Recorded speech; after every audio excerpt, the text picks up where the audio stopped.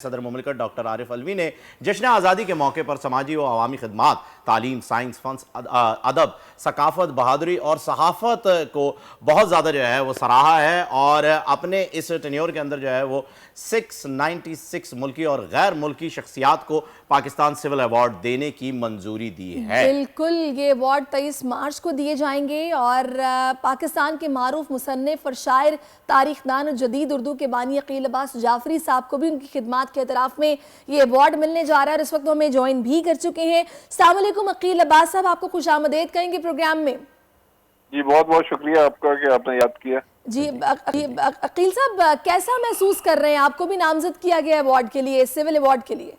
जी बस ये अल्लाह का करम है और मेहरबानी अल्लाह की तरफ से और ज़ाहिर है खुशी महसूस हो रही है तमाम घर वालों को भी, मुझे भी, मेरे अहबाब को और जितने भी मेरे काम के को जानने वाले लोग हैं उनकी तरफ से रात भर मैसेजेस आते रहे, कल शाम को से लेके अब तक ये सिलसिला जारी है। अकील साहब, इस वक्त जो इन अवार्ड्स का मेयार हो गया है, जो कि काफ़ी ज़्यादा जो है आपने देखा होगा कि बहुत कंट्रोवर्शियल भी हो गए हैं कुछ शख्सियात की वजह से। पिछली बार भी ऐसा हुआ था, इस बार भी कुछ नाम ऐसे सामने आए हैं, लेकिन आप जैसी शख्सियात के लिए ही ये तमगा इम्तियाज़ जो है वो बना है। आपकी बड़ी खिदमात है पाकिस्तान के लिए, स्पेशली जो आपकी किताब क्रॉनिकल्स ऑफ पाकिस्तान है जिसने पाकिस्तान की पूरी अक्कासी की है 47 से लेकर 48 तक की, जो कि पूरी दुनिया के अंदर बेस्ट सेलर भी जो है वो रही है पाकिस्तान की, और उसकी खिदमात भी अलग। इसके बाद आपने उर्दू के बानी भी जो हैं वो जदीद दौर में अकील साहब आप रहे, आपने हमारे शीन काफ दुरुस्त करने में हमारी बड़ी मदद की है। तो मैं तो पूरी कौम की जानिब से आपका शुक्रिया अदा करना चाहूँगा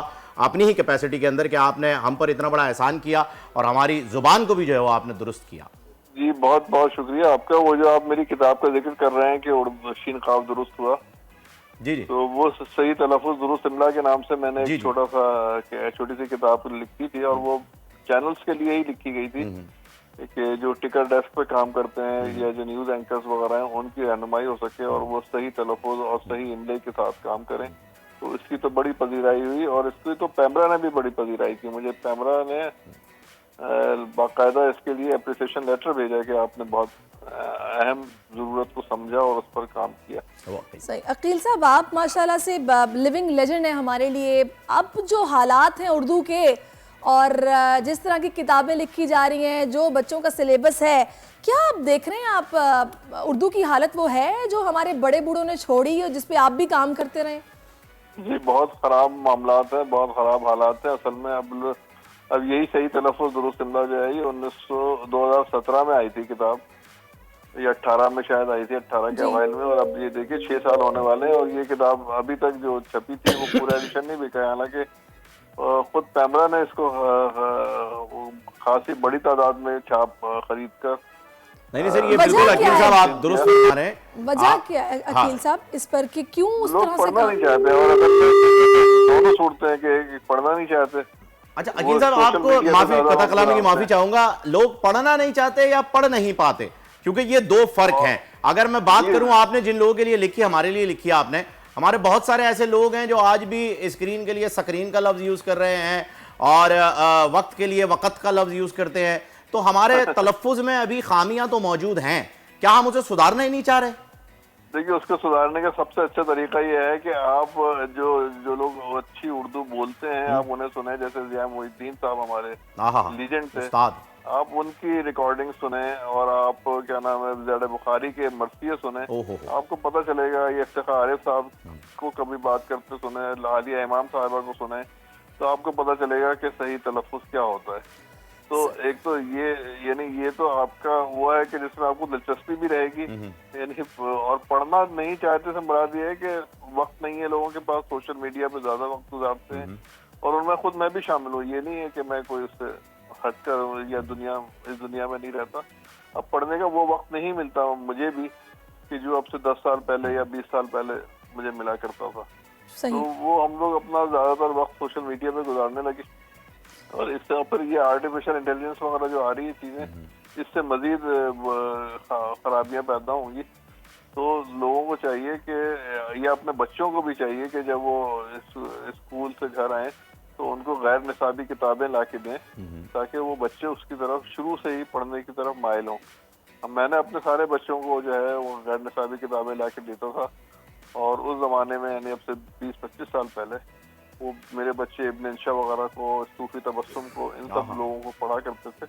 تو ان لوگوں سے بہت اچھی ہوئی ان کی، یعنی انگریزی تو یقیناً ان کے پہلے ہی اسکول میں بہتر ہو چکی تھی، لیکن اردو بھی ان کی بہت اچھی ہو گئی. صحیح. اور دوسرا عقیل صاحب، جو یہ ڈرامے ہیں آج کل کے ہمارے ڈرامے، ان میں بھی جو زبان استعمال کی جاتی ہے وہ صحیح اردو نہیں ہے. پہلے وقتوں میں ہم دیکھتے تھے کہ پی ٹی وی سے ڈرامے نشر کیے جاتے تھے، ان میں باقاعدہ محاوروں کا استعمال، اردو کا صحیح تلفظ ہمیں سننے کو ملتا تھا، یعنی کہ فوکس تھا ان سٹارز کا بھی اس پر.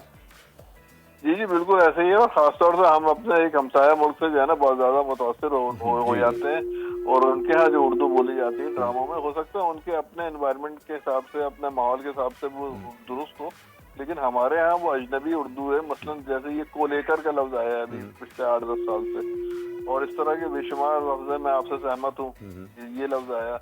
اور ہندی کے بلا وجہ الفاظ ہمارے، اب میں آپ سے متفق ہوں، میں کیا مسئلہ ہے؟ کون نہیں سمجھتا متفق کا مسئلہ؟ یہ بیسیکلی ہندی ہی ہے جس کو اردو کہہ کے پیش کیا جاتا ہے ڈراموں میں، جو کہ ہندوستان میں جو ڈرامے بنتے ہیں اس میں. یا میں اس بات کے تعلق سے یہ بات کہہ رہا ہوں، یا اس بات کے سلسلے میں یہ بات کر رہا ہوں، تو اس کو اس بات کے حوالے سے یہ بات کر رہا ہوں، اس بات کو لے کر میں یہ بات کر رہا ہوں. تو یہ خواہ ہم لوگ متاثر ہیں اپنے پڑوسی ملک سے، اور ان کی جو اردو ہے وہ اپنے ملک میں رائج کرنے کی کوشش کر رہے ہیں. اور یہ پہلے یہ جو اردو ہے یہ ہمارے یہاں سلینگ کہلاتی تھی، اور اب وہ سلینگ جو ہے وہ ہمارے ڈراموں کا اور ہماری عام گفتگو کا حصہ بن رہا ہے. صحیح بات ہے.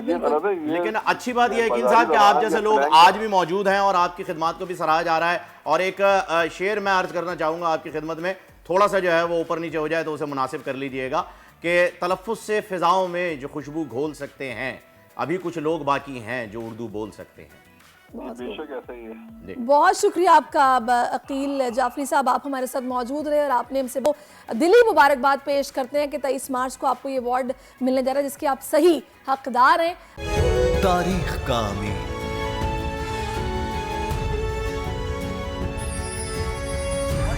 آزادی کی علامت،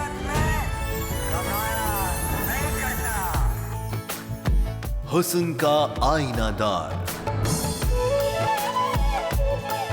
فکر و نظریے کی عکاس، سرفرازی کا گواہ، یعنی ہم سب کا نگہبان پاکستان.